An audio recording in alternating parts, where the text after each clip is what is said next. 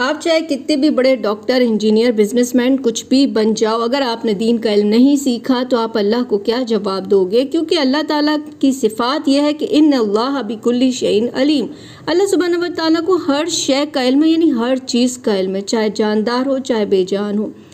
फिर अल्लाह ने अपना तरीक़ा ये बता दिया कि वमा कान अल्लाहु, नहीं है अल्लाह, क्या नहीं है अल्लाह, लियुदिल्ला कौमन बअदा इज़ हदाहुम, किसी कौम को हिदायत के बाद में गुमराह कर दे, ये अल्लाह का तरीक़ा नहीं है। हत्ता युबय्यिना लहुम, जब तक कि अल्लाह ताला उनको अपनी साफ साफ खोल के बात ना बता दें। तो आपने कुरान खोला है कभी?